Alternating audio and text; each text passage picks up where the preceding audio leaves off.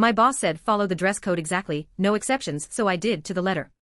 I worked for about 2 years at a mid-size marketing firm under a manager I'll call Denise, who loved micromanaging things that didn't matter. The dumbest hill she ever chose to die on was the office dress code. We had a vague dress code policy from HR, business casual, nothing crazy, mostly just look presentable. Denise decided this wasn't specific enough and wanted total control over how everyone looked, especially me, because apparently my hoodies under blazers set a bad example, even though I always looked neat and professional.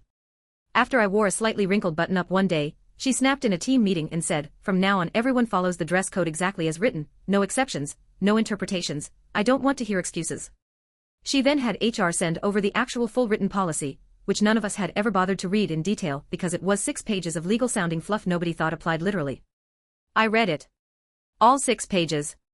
Turns out the literal policy required, among other things, closed-toe shoes at all times, no visible logos larger than the size of a quarter, no perfume or cologne detectable beyond arm's length, collared shirts only for anyone client-facing, and mandatory blazers for anyone in client meetings regardless of weather. Denise wore open-toe sandals almost daily. She had a giant designer logo bag she carried to every meeting. She drenched herself in perfume you could smell from the parking lot. And she absolutely never wore a blazer to client meetings because it's uncomfortable.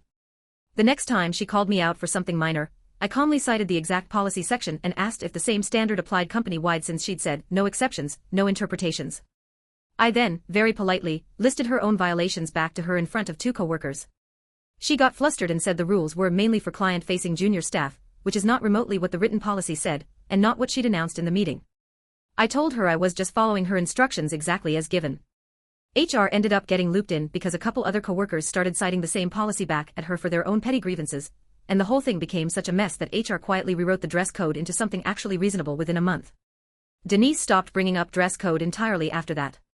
I still wear my blazer over a hoodie sometimes, purely out of principle.